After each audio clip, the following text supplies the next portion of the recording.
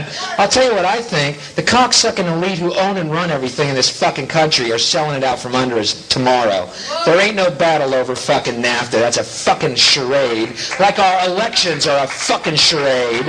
And tomorrow, ladies and gentlemen, they're selling your fucking life out from under you. Don't you ever fucking forget it either. There's dick jokes coming up. Please relax.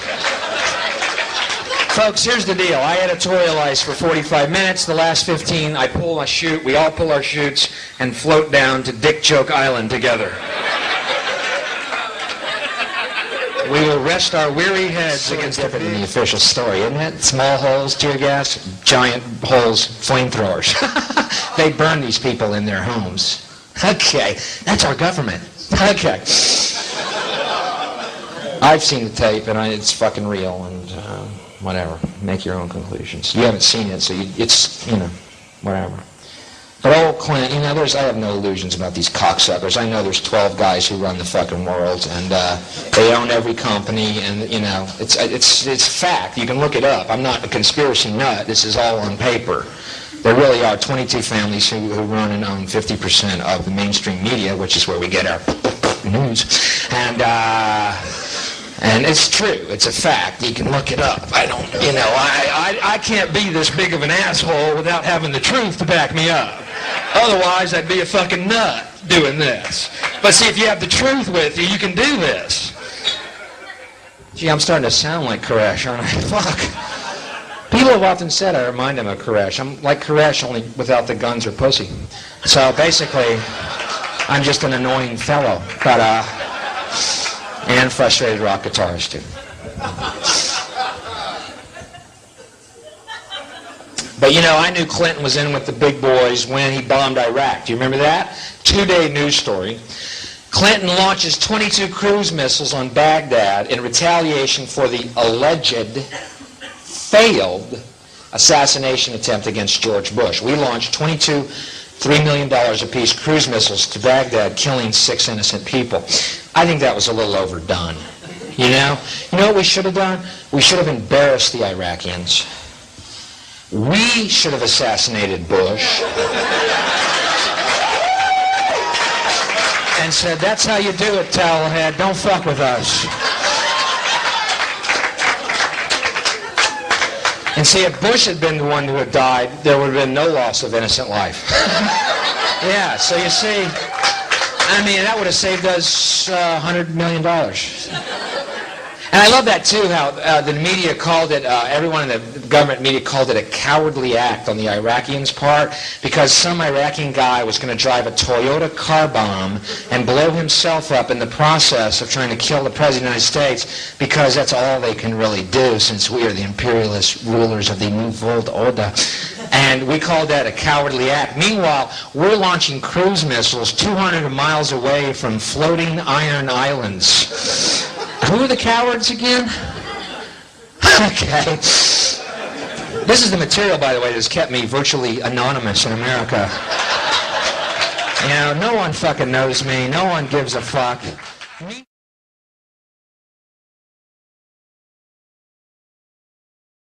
It's about human beings selling themselves out. The echelon attitude here, the needs of the few outweigh the needs of humanity. And sorry, that just isn't right. But it's going to have to be humanity that's going to rise up and take the stand. You're just going to have to turn off your televisions. They're going to have to get in their car. They're going to have to fire everybody in Washington, D.C. that knows and does nothing. And they're going to have to do something. This apathy's got to end. Otherwise, the way we live is going to end. Period. That's the bottom line. And I'm not coming from a fear space. I'm really quite angry about the apathy and the fact that, when people give lectures and try to tell this, people want to stand up and fight with them. Look at what's happening around us. The indications are everywhere. Everywhere. The truth is now an obscure thing. The lie is the norm. There's something wrong here. What's wrong with this picture? Sorry, I'm getting crazy. No, you're not. You're expressing frustration, I think. Okay. They don't need anything. They have all this technology that they want. We can't really offer them except maybe do some work for them. But they don't need all of us to work for them. They don't respect human life in any way whatsoever. That's really our essence, our nature, I'm sorry. That's really our nature, our essence. And,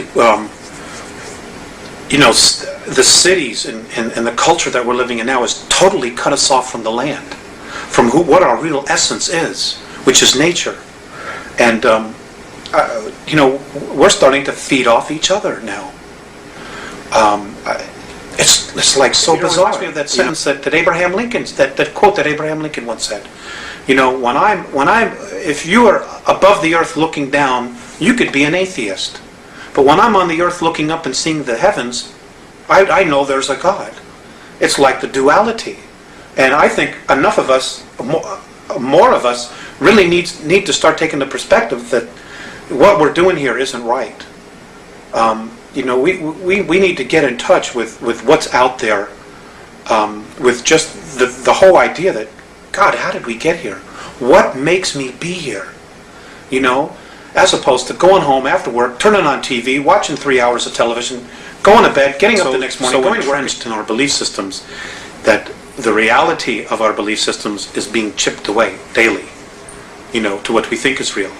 And an overlapping degree of thoughts and energy are being introduced that hopefully will open our perspective, enough people's perspective, to the point where we can experience a real leap in consciousness here. And we have to do this quickly. We have to do this by 2001 in order to really... particular month? Between July and August. And what's happening? That's the probability. What's happening July, August 2001? Well, basically nothing, but, you know, we're creating our future. Much of our future, that our belief systems, is being focused on the book of Revelations, on other prophetic disasters that are to occur. So you're talking about self-fulfilling prophecy? Right. We're literally going to create it. We're literally going to create our own demise. Because we're buying into belief systems that say we ourselves are not mature enough or grown up enough to take care of our own selves. So we need somebody to come in here and take care of us. And that's an absolute recipe for disaster. Because, you know, who would want to come down here and save us from ourselves? Because then they're going to have to tell us what it is that we're going to have to do. We're not taking responsibility for ourselves. 210, 12 years, whatever it is now, we're right back at the same place where we're being called to do exactly the same thing. But the paradox here, Alex, would be then that if we begin to war against ourselves, that's going to exactly fuel the whole fire that's going on. Maybe for a brief time it would. Until one side surrendered or saw the light. Do you know much about the New World Order? Do you know that they're building concentration camps to put millions of people in? Do you know that the United Nations has got 300,000 troops in the United States right now that they're going to use to confiscate weapons? And they're sending our active military troops out of the United States so they won't be here when this happens? Are you aware that that's going on? Do you know that just off the coast of just south of the border in Veracruz, there are 300 tons of Soviet military equipment ready to invade? I mean, this is that there are states actually wanting to succeed from the Union. Yes, there are 9 different regions. The United States has already been designated to be split up. They're getting ready to totally dismantle the United States of America. And you know, the only real part of the United States of America, and I get so angry with this, is Washington, D.C. 68 square miles. That's really all that is the United States. We are in the Republic of Arizona.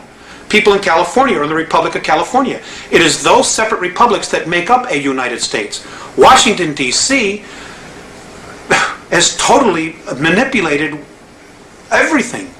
We're no longer the United States, what the forefathers founded. It isn't that at all.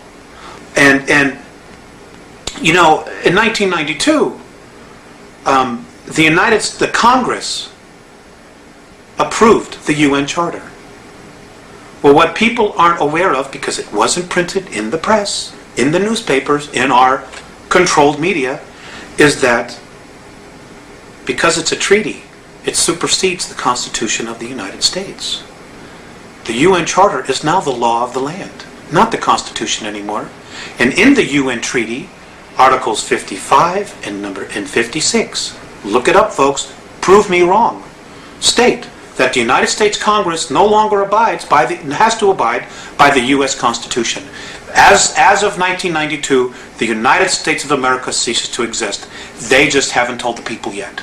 And they're not going to tell them until after they have outlawed all weapons, after they have totally regulated the Second Amendment and taken everybody's firearms away, so you can't fight, so you can't stand there and be free anymore. This is all part of the plan.